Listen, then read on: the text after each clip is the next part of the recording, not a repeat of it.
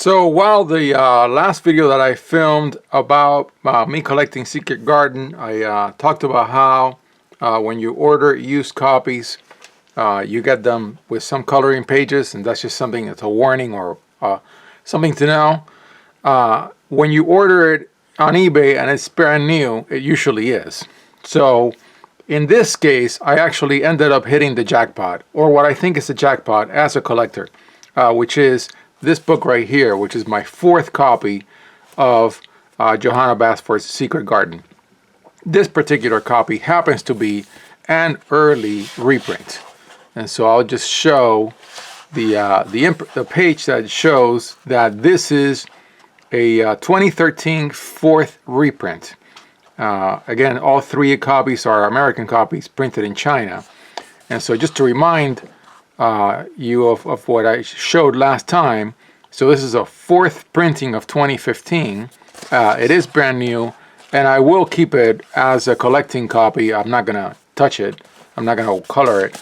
But then the other two copies that I presented last time, they're both 2015 copies.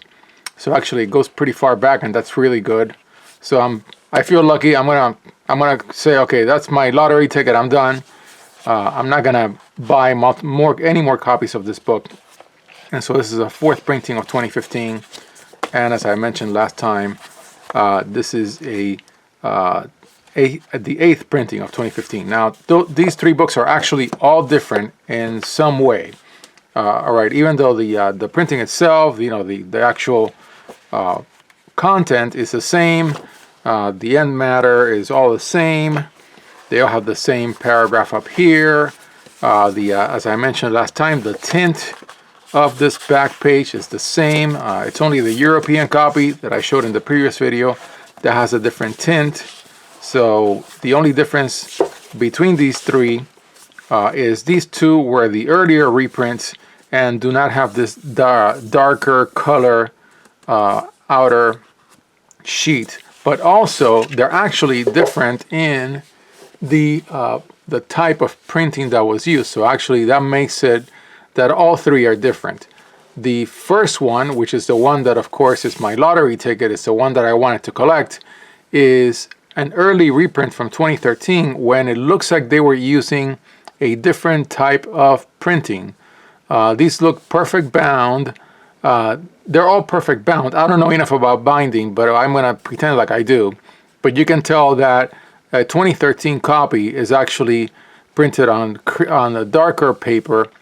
I don't know if it's lower quality or better quality or different, but it is different. And then the latter copies are printed in this seemingly not as cream colored paper, even though when you compare all three to the European printing, they're clearly cream colored paper. It's just that this is like super cream. And you can see also that the paper is thicker for the latter reprints. And so an early reprint such as this one from the year 2013, which is wonderful, I was so happy. Of course, my wife had time to make fun of me behaving like a child, but that's fine. I did feel very happy that this copy is actually what I was looking for to collect. So these are pretty thick signatures. As you can see, each one of these little groups of papers, I think they're called signatures. So there you have it. All three are different. This one has a thinner paper, cream. This one has the regular cream paper, both these copies, but then they differ in the front matter coloring of the jacket. I think it's called a jacket even. So there you have it. And of course, when you page through this book, I think the paper looks fine.